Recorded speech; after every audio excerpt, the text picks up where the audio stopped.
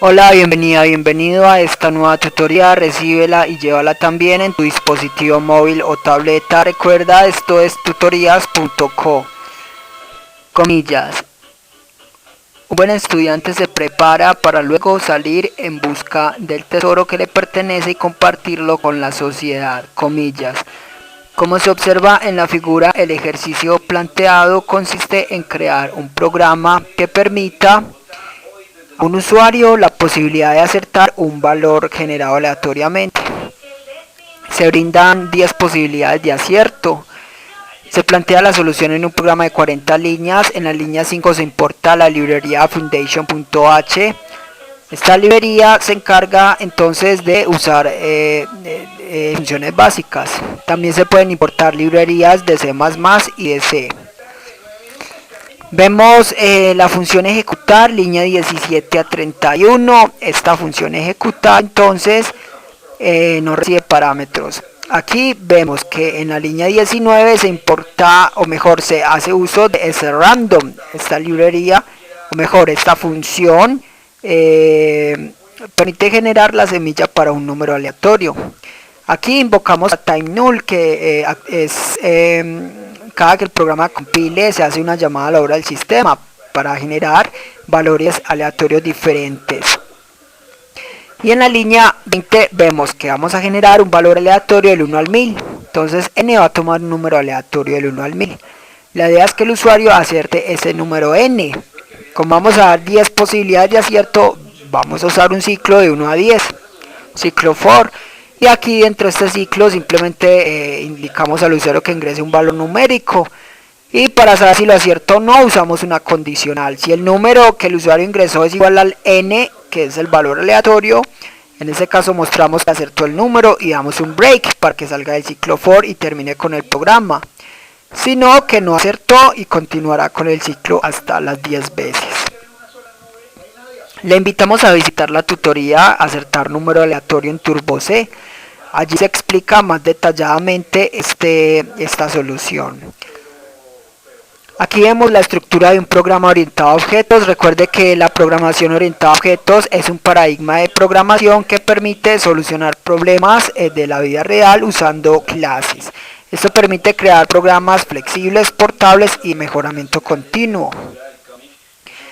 Para programar entonces orientado a objetos en Objective-C vamos a usar dos bloques de código principales que son la interfaz y la implementación. En la interfaz vamos a declarar los atributos y comportamientos o funciones de un objeto.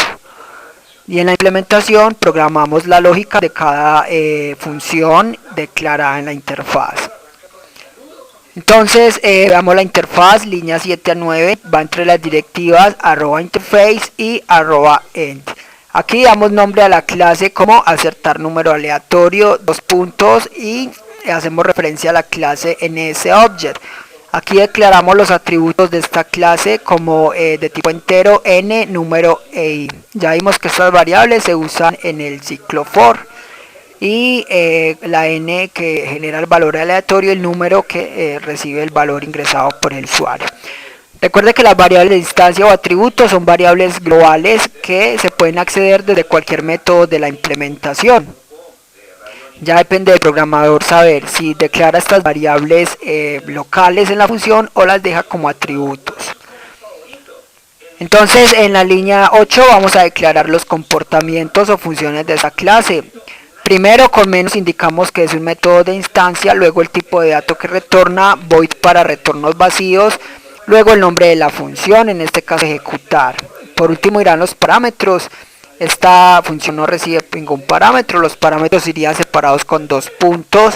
Recuerde que un parámetro se compone de tipos de dato y nombre de variable. Con esto entonces queda definida la interfaz. Ya el programa, el compilador sabrá el tamaño del archivo, o mejor, el tamaño de memoria a reservar a cada objeto instanciado. Damos así entonces la implementación. La implementación va entre las directivas @implementation y @end, línea 11 a 32. En la implementación, línea 12 a 16, vemos el método init. Este es el constructor por defecto de cualquier clase.